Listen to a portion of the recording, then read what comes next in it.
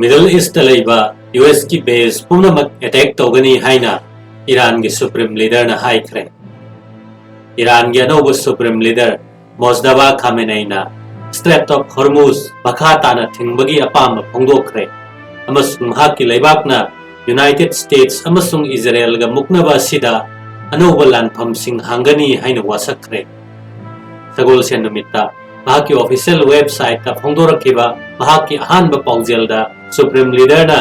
yeknabana mapangal sonba amasung experience leitaba atay lanpham sing hangnaba nainari haina phongdokre.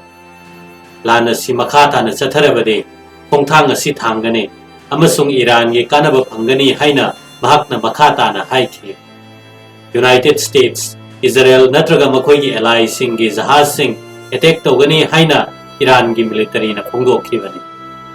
United States Zionist regime natraga makhoi gi hostile ally sing gi oil cargo natraga vessel ama hekta legitimate target toina logani haina military central cooperation gi command na phongdokhe. Iran gi armed forces na litarama phauba Strait of Hormuz phauраga chathaloi lambi asi thingzileba si US amasung Zionist regime na thamba condition gi mahaini haina statement taduda makha takhe. Zionist regime haribasi Israel bani. February 19 da Israel amasung US na Iran da landaduna Iran gi hanagi supreme leader Ayatollah Khamenei hatkibani amasung Middle East ki mafam kaya da lan thokibani. Madugi laman Iran na Middle East amasung Arab laibak sing da Israel amasung US ki base sing da target thokibani. Iran na nuclear khulai sing puthokpada sizinariba mafam amada landakre haina Israel ki military na phongdokre. IDF ki intelligence ta yumpham oraga Israel ki air force na thabak tawduna Iran ki ahenba nuclear program ga mari leinaba mafam amada landakre haina military na phongdokhi. Deligan compound ado regime na nuclear khulai sing puthoknabagi damak critical capa building sing kumang chausinaba sizinai haina Israel ki military na haikhi. Deligan compound hariba si Tehran ki nongpok thang basaruk Parsin da leiba mafam amani. Mafam maduda Iran na law na military activities sing chathai haina Iran ki nuclear program da mityeng changduna lakpa Institute for Science and International Security kauba US da leiba think tank kamana handak ta phongdokhibani. Iran lan hongkhiba matungdagi lolitik ka mari leinaba jahaz khara China gi ni hairaga Strait of Hormuz natraga manakta chali. Marine traffic data ki matungina jahaz adugi operators singna masana masabu China gi ni haina sak takcharaga attack sing da target torpa yabagi khudong thiba hantanabasu honaba mali haire. Persian Gulf amasung Gulf of Oman da natraga manakta yamdrabada jahaz nipana China owner natraga China owner and crew na chingba message macha thaduna makoina thunggadaba mafam destination signal sing lautho I haina ship tracking platform marine traffic tagi phangba paw mana haire. Gulf natraga Strait of Hormuz phawrga chatpa matamda jahaz sing asina makoi masabu China gi ni haina phongdok chaba sigi maruoiba pandamde lambi asi phawrga chatpada khudong chanaba natte makoida attack torokpa yabagi chang hanthanabani haina makoina phongdokli. Iran amasung Iran gi makhada leiba group singna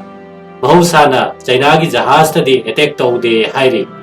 Masi China na amagisu michang changdana leiba amasung Iran ga economy gi lamda hena kanba mari thamba sina oiramba yai haina phongdokli. Iran da support tawraduna masanga thokchanabagi chapchaba right lei haina Russia gi president Vladimir Putin na phongdokre. Report asigi matungina mamang tha January 19 dagi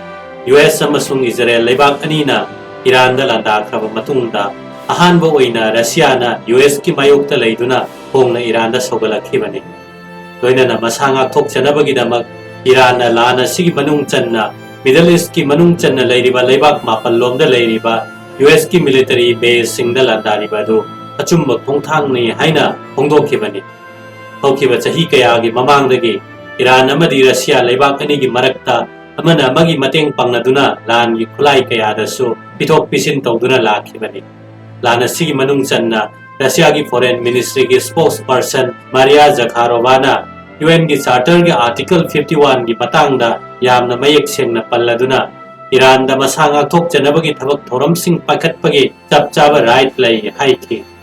loinana US amasung Israel na Iran da tamna lan chathariba si yamna ran ba thawongni maram aduna US na thuba matam gi manungda Iran da attack chathaba lepkadabani haina Russia dagi ahan boina warning torakhibani Iran gi lan maram moraga US amasung Israel gi lan gi khulai saba company sing mabuk than khre haina Al Jazeera gi report amana phongdokli report asi matungina lan asida US amadi Israel gi lan gi khulai saba company sing na $1 billion kaya gi yam laba senpham sing kanaba chauna phangli loinana America gi President Donald Trump na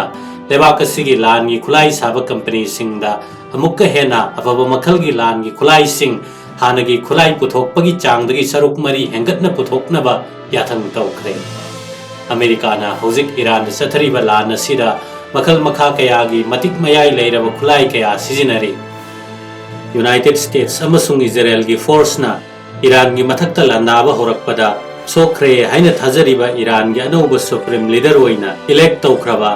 Ayatollah Mojtaba Khamenei asi sakpham su kaire haina thajari haina United States ki War Secretary Pete Hegseth na phongdokre Hegseth na phongdokliba wafam ase Mojtaba Khamenei na ahanbu oina aiba warol ama thoktuna Strait of Hormuz makha tana thingjinnaba amasung lan makha chathanaba wafam phongdokhraba matungdane mahaki mapa Ayatollah Ali Khamenei hatpagi thodokta Mojtaba asi sokhibani haina thajari mahakase anauba supreme leader oina khalle haina lauthokhraba matungda ngasi phawbadi miyam mamangda thoraktri pawgi source kharana mahakasi khajiktamak sokpani hairi aduga source kharana amuk mahakasi semi koma tabagi phibamda lei hairi Israel gi intelligence agency na so anuba supreme leader asigi langla langjin khangdoknaba kanna hotnari haina thajari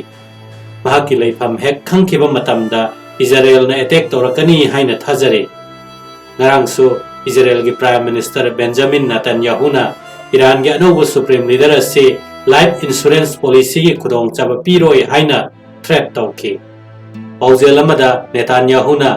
US Israel gi military campaign asi khalambadagi yamna hena mahi yale Israel asi hanadagi hena yamna mapangal kalle haina phongdokki Mojtaba Khamenei amasung Iran gi proxy terrorist group Hezbollah gi chief Naim Qasembo Israel na target tawgadra haina media na hangbada Netanyahu na terrorist organization singi leader amatada life insurance policy gi khudong chaba piroi haina phongdokki Iran gi miyamna yamna phattaba Islamic regime masi lauthokpa ngamjanabagi damak US amasung Israel na madugi phibamdu tanaba kanna honari lamjauda amasung checkpoint singda aigoina revolutionary guards amasung resist force animakta hakchinna khut thari haina Prime Minister na haikhe